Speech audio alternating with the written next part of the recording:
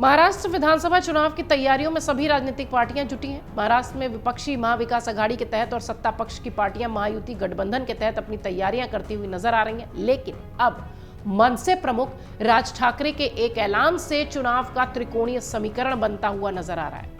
मनसे प्रमुख राज ठाकरे ने पार्टी कार्यकर्ताओं के साथ मुंबई में एक बैठक की है। इस बैठक की अहमियत इसलिए भी और बढ़ जाती है क्योंकि राज ठाकरे ने पार्टी कार्यकर्ताओं से खुद को न सिर्फ चुनाव की तैयारियों में झोंकने कहा है, बल्कि पार्टी के अपने दम पर चुनाव लड़ने के फैसले को भी सार्वजनिक किया है।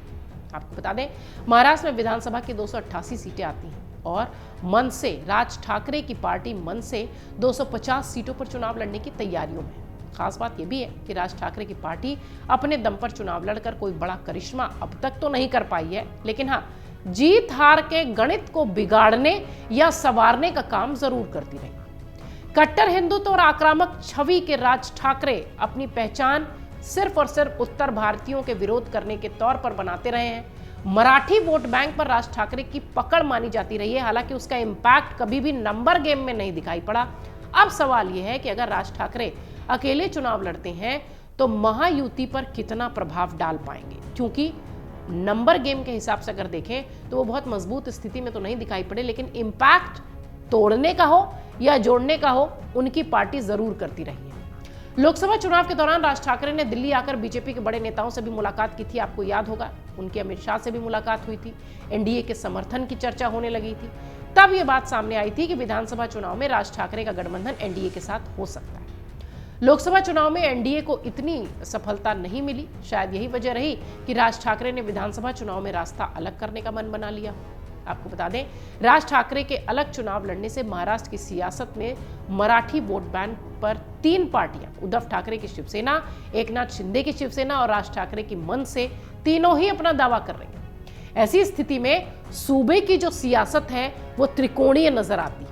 राज ठाकरे ने शिवसेना से बगावत करके साल 2006 में अपनी पार्टी महाराष्ट्र नवनिर्माण सेना बनाई थी। मराठी मानुष के मुद्दे को उठाया था, अपनी छवि को आक्रामक नेता के तौर पर रखा था।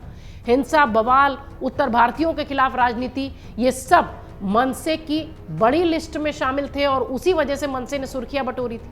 लेकिन जैसा कि हम शुरुआत से कह रहे हैं कि राजनीति में सीटों के लिहाज से कोई बहुत बड़ा कमाल मनसे करती हुई नहीं नजर आई। महाराष्ट्र की राजनीति में मनसे की भूमिका की बात करें तो राज ठाकरे की पार्टी से अब तक एक भी सांसद नहीं जीत पाया है। 2009 में राज ठाकरे की पार्टी ने सबसे उम्दा प्रदर्शन किया था, तब महाराष्ट्र के 12 विधायक जीते थे। 12 में नगर निगम के चुनाव में जरूर उन्हें कुछ सफलता मिली थी, लेकिन इसके बाद राज ठाकरे की पार्टी की छवि सिर्फ और सिर्फ, जैसा कि हम शुरुआत से कह रहे हैं कि वो प्रभाव डालते हैं, देशी शब्द में कहा जाए तो वोट कटुआ बन जाते हैं। पिछले चुनाव में बीजेपी को 105, शिवसेना को 56, एनसीपी को 54 और कांग्रेस को 44 सीटें मिली थी। लेकिन चुनाव के बाद शिवसेना एनडीए से अलग हो गई और उसने एनसीपी कांग्रेस के साथ मिलकर सरकार बना ली। शिवसेना के उद्धव ठाकरे मुख्यमंत्री बन गए। जून 2022 में शिवसेना का आंतरिक कलह दिखाई पड़ा और एकनाथ शिंदे ने 40 विधायकों के साथ पार्टी तोड़ दी। एकनाथ शिंदे बीजेपी के समर्थन से मुख्यमंत्री बन गए। अब शिवसेना 2 गुटों में बढ़ चुकी है। शरद की एनसीपी 2 गुटों में बढ़ चुकी है। आपको यह भी बता दें कि इस साल लोकसभा चुनाव में महाराष्ट्र की 48 लोकसभा सीटों के लिए बीजेपी, शिवसेना और अजीत पवार की एनसीपी ने भी चुनाव लड़ा था, लेकिन 2019 की तुलना में इस बार महाराष्ट्र में एनडीए को काफी नुकसान उठाना पड़ा।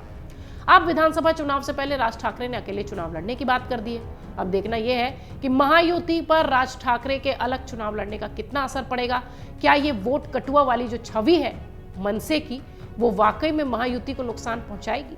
अगर आप ये वीडियो YouTube पर देख रहे हैं तो हमारे चैनल को सब्सक्राइब करें और बेल आइकन को दबाना ना भूलें। अगर आप Facebook पर ये वीडियो देख रहे हैं तो हमारे पेज को लाइक करें।